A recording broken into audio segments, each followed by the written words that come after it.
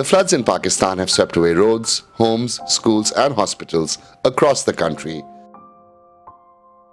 displacing more than 33 million people in the process, with more than 2,000 people losing their lives. The displaced have been forced to leave their homes in search for safety, which isn't easily found, leaving all their belongings behind, which will never be found again. To add to that, nearly all of the country's crops, along with thousands of livestock and stores of wheat and fertilizer, have been damaged, prompting warnings of a looming food crisis.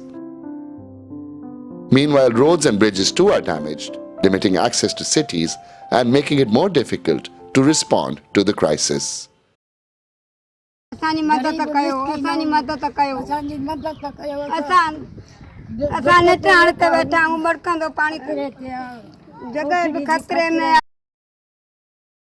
The Pakistani government and relief organizations are doing their best to provide relief. But for those affected, it has to come sooner. बच्चे हमारा भूखे हैं, कमरे भी गए, हमारे पास tent है लगा है, कुछ भी नहीं मिला, तो खाने के लिए एक टाइम की रोटी मिलती है, निकल के बच्चे ऊपर बारिश है, हम कहाँ जाएं?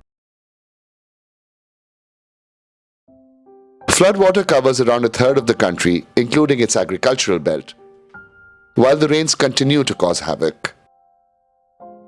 The estimated damage from this disaster is estimated to be well above $10 billion.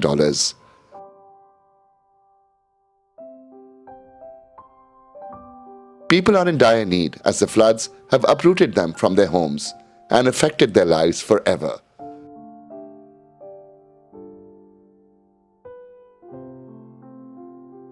This comes at a time when they were already suffering under the weight of inflation and the prices of essential commodities were soaring. The visuals you see on the screen have been common in cities across the country, and it will take a long time to start recovering from the damage. Not only are people suffering, but moving forward, the country's economy too will take a hit as agricultural exports have been swept away.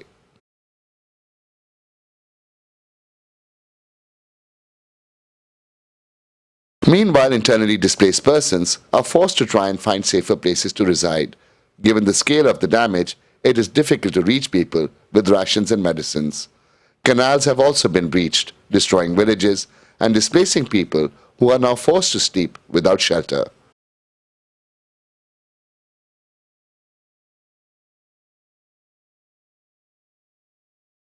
In such circumstances, it is the moral responsibility for the government, NGOs, and international organizations to step up to support those who are in need. Without this support, the humanitarian crisis will only get worse over time.